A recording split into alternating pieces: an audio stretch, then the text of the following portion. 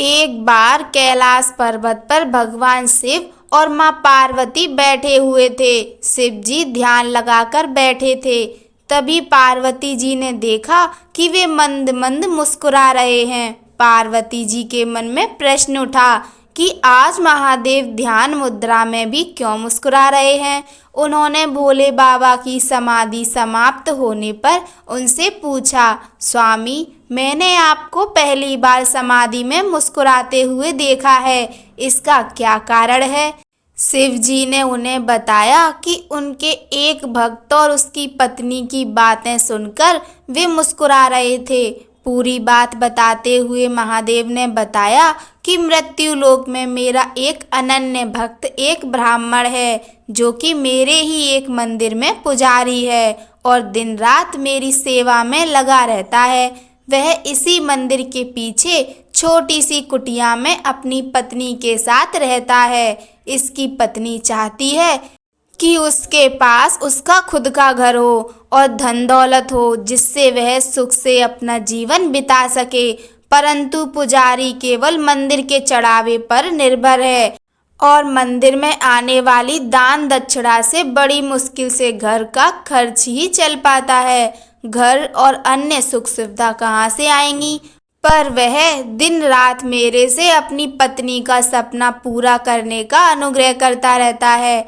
आज उसकी पत्नी ने उससे ऐसी बात कही जिसे सुनकर मैं मुस्कुराए बगैर नहीं रह सका। पार्वती जी ने पूछा, ऐसा क्या कहा उसकी पत्नी ने जो आपका ध्यान भंग हो गया। शिव जी ने बताया, उसकी पत्नी ने आज उसे ताना मारते हुए कहा कि जिन भोले शंकर की तुम दिन रात सेवा करते रहते हो और उनसे मेरे लिए घर मांगते रहते हो, उनके पास तो खुद घर नहीं है। वे तो खुद कैलाश पर्वत पर रहते हैं, तुम्हें कहाँ से घर देंगे। बस यही बात सुनकर मैं मुस्कुरा रहा था।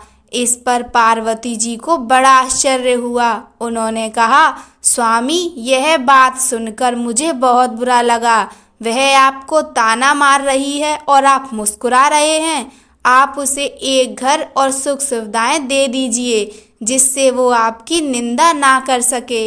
इस पर शिव जी ने कहा, पार्वती, यह मेरे वश में नहीं है। ये सभी प्राणी तो मृत्यु लोक में रहते हैं, अपने पिछले जन्म के और साथ ही इस जन्म के कर्मों का फल भोग रहे हैं, और जैसे ही इनके कर्मों का फल इन्हें मिल जाता है, उन्हें सभी प्रकार के सुख मिलना शुरू हो जाते हैं और अंत में वे मुक्ति पा जाते हैं। इसीलिए इसे मृत्यु लोक कहा गया है। मनुष्य बार बार जन्म लेकर अपने कर्मों का हिसाब चुकाता है। यह कर्म भूमि है, बिना कर्म के गति नहीं है। आगे शिव जी ने कहा, यह ब्राह्मण पिछले जन्म में एक साहूकार था, जो कि लोगों की जमीन, उनके जेवर, पशु आदि गिरवी रखकर उन्हें पैसे देता था और उनकी जमीन हड़प लेता था, और जो दूसरों के जेवर और ब्याज में पैसा मिलता था, उसका उपयोग यह उसकी पत्नी भी किया करती थी। इसी कारण आज इस जन्म में इसे घर नहीं मिल सकता और इसकी पत्नी, जिसने उन वस्तुओं का उपयोग किया, वह भी इसके साथ यह कर्म फल भोग रही है। इस जन्म में यह मेरी सेवा कर रहा है, जिससे इसके कर्मों के फल में जो कष्ट मिलने थे, वे मेरी भक्ति के कारण इसे नहीं मिल रहे हैं। इसका जीवन शांति से कट रहा है, पर जब तक इसके कर्मों का हिसाब पूरा नहीं होता, इसे घर और अन्य सुविधाएं नहीं मिल सकती। यही विधि का विधान है। पार्वती जी ने कहा, यह तो ठीक है, पर उसकी पत्नी जो आपकी निंदा कर रही है, उसका क्या। तब शिव जी ने कहा, संसार में जैसे जैसे कलयुग का समय निकट आता जाता है, मनुष्य भगवान की भक्ति करने के स्थान पर उनकी निंदा करने लगेगा। यह सृष्टि के आरंभ में ही लिखा जा चुका है। जो व्यक्ति इस कठिन समय में मेरी सेवा करता रहेगा, उसको इस मृत्यु लोक की समस्याओं से मुक्ति मिल जाएगी।